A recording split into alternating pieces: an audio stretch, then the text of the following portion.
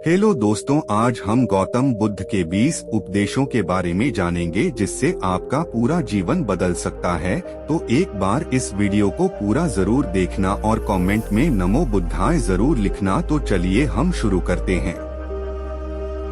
राजा के यहाँ बुद्ध का जन्म हुआ।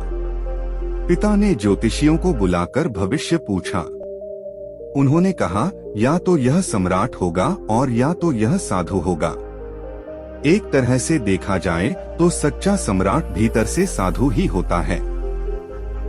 जब ज्योतिषियों की भविष्यवाणी राजा ने सुनी तो वे घबरा गए कि मेरा बेटा साधु हो जाए, ऐसा ठीक नहीं होगा। राजा ने पूछा, कोई उपाय बताए, क्योंकि मैं चाहता हूँ कि राजा का पुत्र राजा ही बने। ज्योतिषियों ने कहा कि इसका लालन पालन व पूरा जीवन बड़ी सावधानी में बिताना होगा, अर्थात आपका पुत्र सिद्धार्थ कभी किसी बूढ़े व्यक्ति को न देखे, कभी किसी बीमार व्यक्ति को न देखे और कभी किसी मरे हुए व्यक्ति को न देखे। जब तक ऐसा होगा तब तक वे राजा ही बने रहेंगे। अगर ऐसा नहीं हुआ तो वे साधु बन जाएंगे। राजा शुद्धोधन ने अपने पुत्र सिद्धार्थ के लिए बढ़िया सिद्धियां, बड़े बड़े महल, अच्छे से अच्छा भोजन, दास दासियां और खाने पीने के सामान आदि वस्तुओं के ढेर लगा दिए। पिता ने पुत्र को सुख सुविधाओं में इतना उलझा दिया कि उसे बाहर का संसार याद ही नहीं आया। शुद्धोधन ने समझ लिया कि अब इतने सुखों के आगे साधु बनने का प्रश्न ही उपस्थित नहीं होता। वे निश्चित हो गए।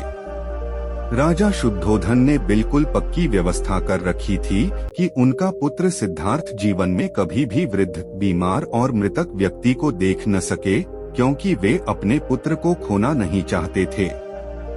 सिद्धार्थ का जीवन ऐश्वर्य और सुख सुविधाओं में बीत रहा था। उनके जवान होने पर एक सुंदर कन्या यशोधरा से उनका विवाह हो गया। विवाह हो जाने पर शुद्धोधन की आधी चिंता मिट गई। अब तो शादी हो गई, अब कहाँ जाएगा? अब तो मेरा पुत्र बंधन में बंध गया है। अब उसके कहीं जाने का सवाल ही नहीं उठता। 1 वर्ष बाद बेटे का भी जन्म हो गया। उसका नाम राहुल रखा गया। अब राजा शुद्धोधन को बिल्कुल पक्का विश्वास हो गया कि अब यह कहीं नहीं जा सकता। एक दिन सिद्धार्थ ने कहा कि पिताजी, आज तक मैंने कभी अपनी राजधानी नहीं देखी। आपकी आज्ञा हो तो आज देखाओ। राजा ने कहा, हाँ हाँ अवश्य जाओ, अपना शहर देखकर आओ। एक सारथी को भी साथ में भेजा गया कि जाओ राजकुमार को राजधानी घुमा फिरा कर लाओ। फिर भी राजा ने चाक चौबंद इंतजाम कर रखा था कि कहीं चूक न हो जाए। सिद्धार्थ के लिए राजधानी के प्रमुख मार्ग खूब सजाए गए थे, पर घूमते घूमते सिद्धार्थ ने थोड़ा उल्टा मार्ग ले लिया।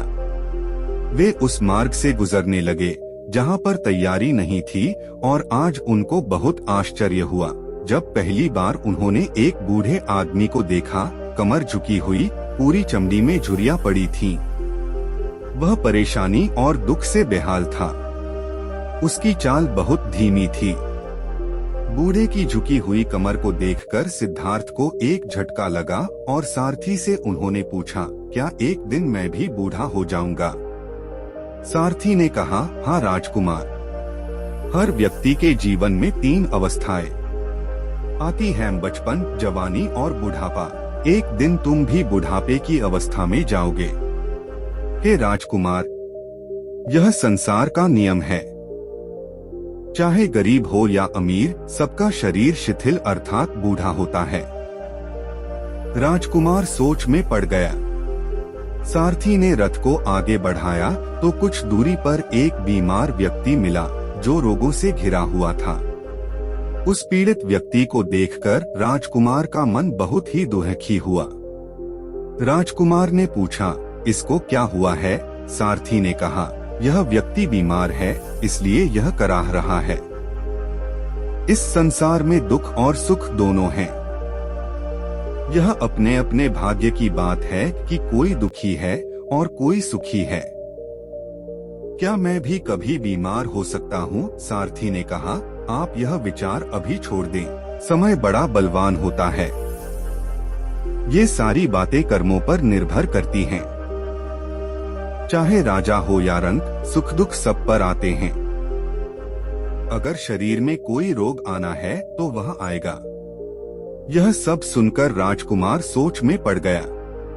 सारथी ने रथ को कुछ आगे बढ़ाया तो सामने से 4 कंधों के ऊपर एक अर्थी को जाते हुए देखा। एक बार गौतम बुद्ध जब वन से गुजर रहे थे, तब एक राक्षसी हाथ में तलवार लेकर प्रकट हुई और कहा, अरे बुद्ध, आज तुम्हारे प्रेम को मेरी घृणा के सामने झुकना ही पड़ेगा। आज तुम्हारे जीवन का अंतिम दिन है। बुद्ध ने मुस्कुराते हुए उत्तर दिया, मैं घृणा, उपहास और द्वेष के आगे नतमस्तक नहीं होऊंगा। मैं निंदा, प्रशंसा अथवा उपहास किसी से भी प्रभावित नहीं होता। तुम मुझसे इतनी घृणा करती हो, पर मैं तो तुमसे भी प्रेम करता हूँ। राक्षसी ने पूछा, तुम मुझसे प्रेम क्यों करते हो? बुद्ध बोले, मैं तुम में माँ का रूप देख रहा हूँ और माँ तो प्रेम का रूप होती है, उसमें हिंसा हो ही नहीं सकती। इतना सुनते ही राक्षसी के हाथ से तलवार गिर पड़ी। हे बुद्ध, तुम धन्य हो। इतना कहते ही वह देवी में बदल गई और अंतर्धान हो गई। दरअसल जो लोग दूसरों से द्वेष करते हैं, अंत में एक दिन घृणा उन्हें नष्ट कर देती है। घृणा से घिरे हुए लोगों को एक दिन घृणा ले डूबती है। प्रेम सत्य के आवरण से ढका होता है। सत्य से जुड़ा हुआ व्यक्ति सदैव आनंद में जीता है। सत्य को केवल अपने तक सीमित मत रखो, उसे अपने कर्मों में ढालना होगा। सत्य रूपी गुलाब की खुशबू है कर्म। अपने कर्म को प्रेम और सत्य में डुबोकर करो। प्रेम और सत्य मनुष्य को विकास की ओर ले जाते हैं। ध्यान रहे कि ये दोनों मार्ग ईश्वर की ओर जाते हैं। इस मार्ग पर चलने वाले सहज में ही आनंद और शांति को पा लेते हैं। गौतम बुद्ध के 20 ऐसे उपदेश जो आपको जानी चाहिए। पहला, अतीत पर ध्यान मत दो, भविष्य का सपना मत देखो, मन को वर्तमान क्षण पर केंद्रित करो। दूसरा, मन ही सब कुछ है। जो आप सोचते हैं वही आप बन जाते हैं। तीसरा, स्वास्थ्य सबसे बड़ा उपहार है, संतोष सबसे बड़ी संपत्ति है, विश्वास सबसे अच्छा संबंध है।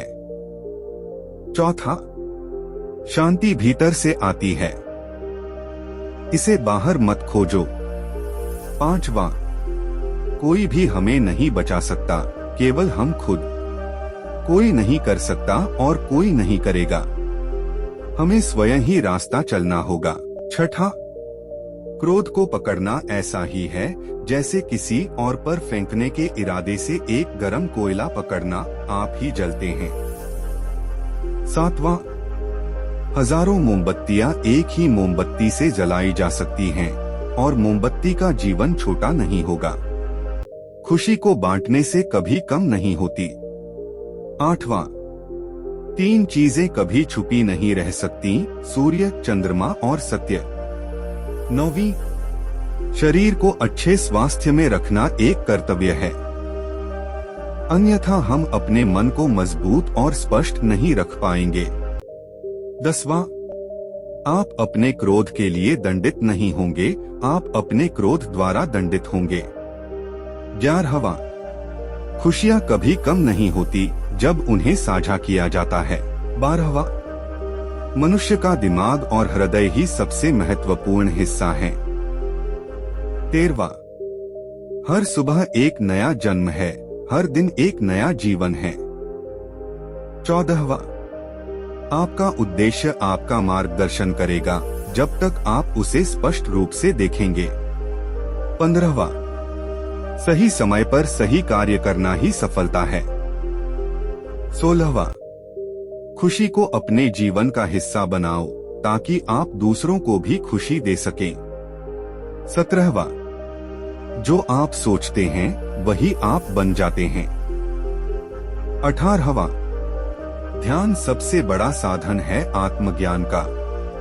19वीं, प्रेम का मार्ग कठिन है परंतु वही सच्चा मार्ग है। 20वीं, सत्य की खोज करना ही जीवन का सबसे बड़ा उद्देश्य है।